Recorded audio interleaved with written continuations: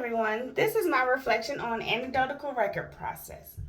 Based on observing Levi, an 18-month-old child, as he worked on completing a puzzle, I will be discussing the process I used, the challenges I faced, and the lessons I learned. How anecdotal records apply in practice, and the key insight from Chapter 3's week by week. First off is the process. To begin, I watched the video closely, noting Levi's actions, gestures, and verbalizations as he interacted with the puzzle and adult guiding him.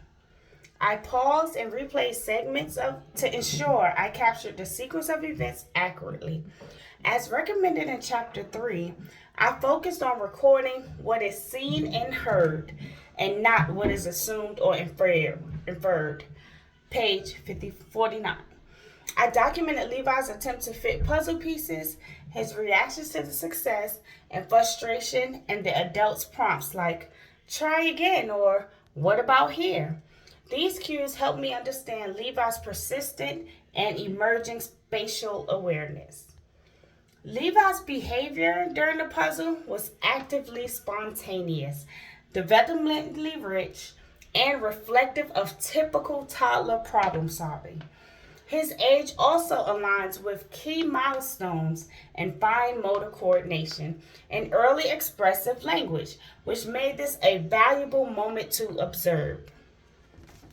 The challenges. One of the biggest challenges was maintaining objectivity. It was tempting to interpret a child's intent or emotions, especially when they're expressive.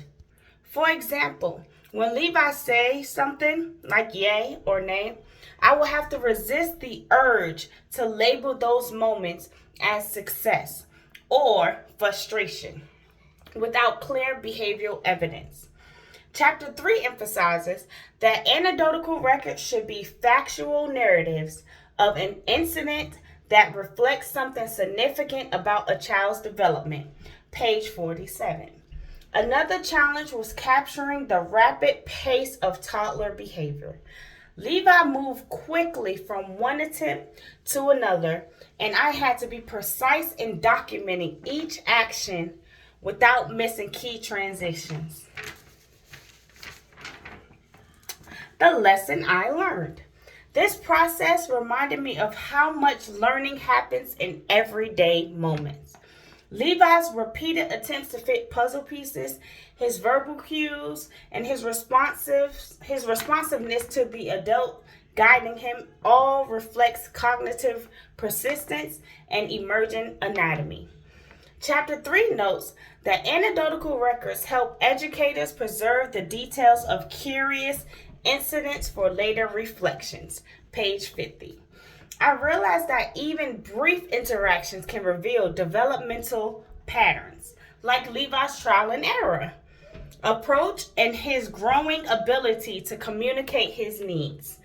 This experience deepened my appreciation for observations as a tool for understanding the whole child and not just the isolated skills. The application. In my opinion, anecdotal records are most appropriate during child-led or semi-structured activities, especially when the goal is to understand how the child approaches a task independently. For example, during block play, a child might demonstrate spatial reasoning, collaboration, and persistence. Capturing those moments in real time allows educators to plan meaningful extensions and support individual growth. Anecdotal records are also useful during transitions, meal times, or outdoor play. Any context where behavior is natural and unprompted. In Levi's case, the puzzle activity was ideal because it allowed him to demonstrate fine motor coordination, problem solving, and expressive language. In a low pressure setting, the adult prompts were supportive but not directive, which made the observation authentic. The connections to the reading. Three quotes from chapter 3 stood out to me. One was the anecdotal record portrays incidents that indicate a child's development in a specific area. Page 47. This helped me focus on Levi's record on fine motor and cognitive development.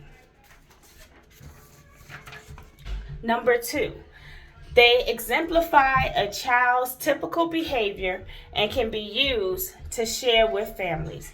Page 50.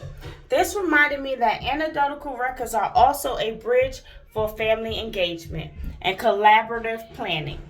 And number 3, recording the exact details of a child disclosure of behavior is essential for ethical and developmental documentation.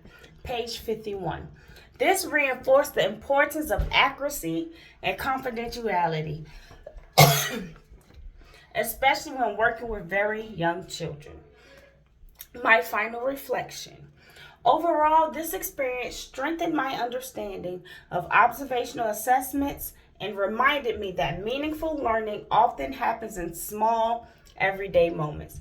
Anecdotal records are more than just documentations. They are tools for reflection, planning, and advocacy. They help us see the child clearly, respond thoughtfully, and support development with intentions. Thank you for listening to my reflection.